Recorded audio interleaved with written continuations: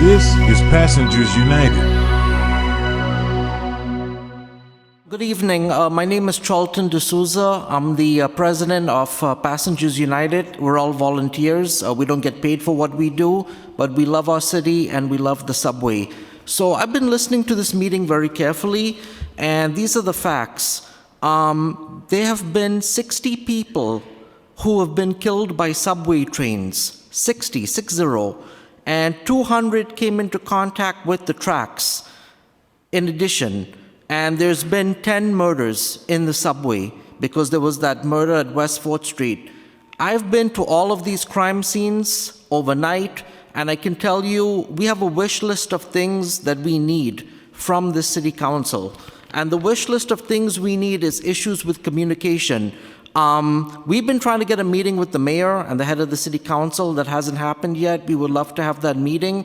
But NYPD needs a Twitter account for subways that is fully staffed with social media people, because most of the complaints that we get and that NYCT subway gets on their Twitter page, a lot of times the RCC people or the social media team at New York City Transit, they'll tell the passengers to call the BRC or call 311. And a lot of passengers don't have the time to do that.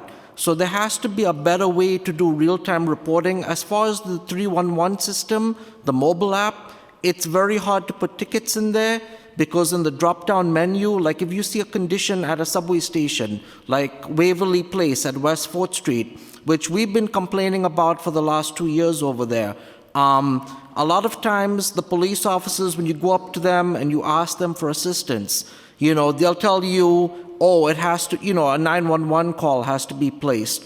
And there's a lot of problems. So one of the things is it takes over 2 hours for the Bowery Residents Committee to respond to transport the homeless. And a lot of times the homeless will just say, to hell with this. I can't wait here. I want to go now. Another thing we're having is train crews overnight are having a hard time finding a police officer. There's been instances where I've been in situations where we needed a police officer. When we complain to the train crews, we're told by the rail control center, or the conductors told on the radio for police en route, which means basically you have to find a police officer somewhere down the line. And as far as the private security guards, they're doing an excellent job. But what wasn't brought up at this hearing was they make minimum wage, they don't have health insurance, and they're doing a better job in some cases than the police officers, because a lot of times when the private security guards see a situation and they're trying to call the NYPD, a lot of times they don't come.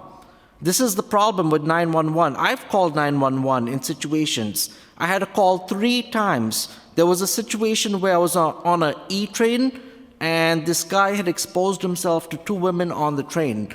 So what ended up happening was I was chasing him down Queens Boulevard, and I called 911 3 times. The first 2 times they disconnected on me. The 3rd time I got an operator, and the operator told me, oh, a ticket's been put in the system.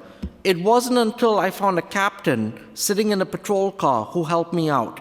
And it turns out the guy had 2 priors. That's just one situation. I've actually been assaulted in the subway system. I've had alcohol thrown in my eyes. I was punched by an emotionally disturbed person. So what we need from the city council, why is it that DHS, Department of Homeless Services, and the Bowery Residents Committee is not here? We've been asking for them to come to the MTA meetings, to come to the city council meetings. You have all these nonprofits, and millions of dollars is being given to them, but there's no accountability. You guys, and the MTA is a transportation service provider. Their job is to provide transportation, not to deal with homeless or safety issues. So there's a lot of frustration going around, and I think the city council needs to meet with us. The mayor needs to meet with us at Passengers United. We have cost-effective solutions. I feel like you guys are going, it's like in a haze. Everyone's going round and round, but nobody knows what's really happening. And I ride the system overnight. I've seen people getting robbed. I've had to break up fist fights. I'm not trained to do this, And the other day I was on a 6 train. This guy had a hypodermic needle in his hand, and he was jumping up on the bars. And there was a woman sitting right next to him. And I told those 3 customers, I said, guys, let's get out of the train. Guess what? He comes holding the hypodermic needle out of his hands, and he comes running into the next car. There is no safety underground. It's right at your own risk. Our lives are in danger. And my fear is, I might end up dead on the subway because that's what's happening. There's no accountability right now. We're not going to claim that one, but thank you, Mr. D'Souza. I haven't seen you in years, but I'm glad to see that you're still advocating in this way. I'm going to have my staff connect with you so that we can schedule a meeting and work through that list. Sure. If you have any questions I can answer, or for you, or...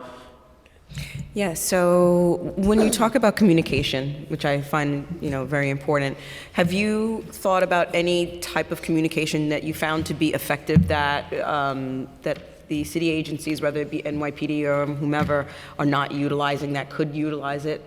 Well, to answer your question, just now, the police that were here, I had asked them if we could set up a meeting with them.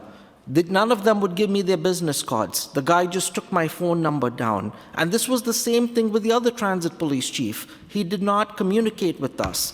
But to answer your question, we have had some positive encounters with the police. Like the other day, I was on an F train. The guy was smoking weed on the train, and he was urinating in a cup.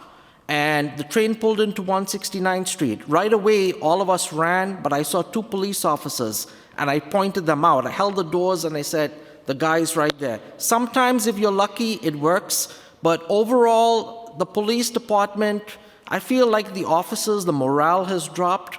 And it's just the whole city. People don't want to get involved anymore, but we have to take our city back. And mental illness, which I understand the mayor's working on the safety component now, we've got to drill down on the mental health component. We've got to get this right. We still don't know how many SOS teams are in the subway system each night. Like if you go to Jamaica Center or 179th Street, ever since the MT police deployment was taken back, they ended that at 179th Street. Now you go down there at 2 o'clock, 3 o'clock in the morning. You see people hanging out, people harassing the conductors.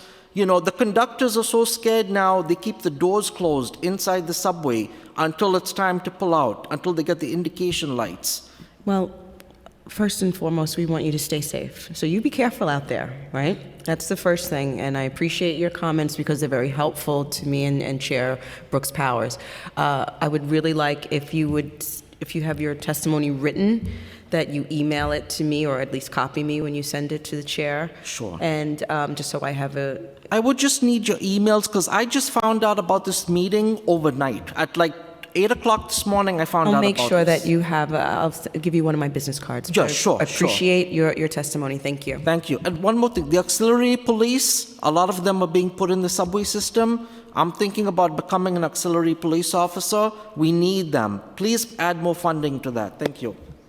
Thank you so much. Thank you.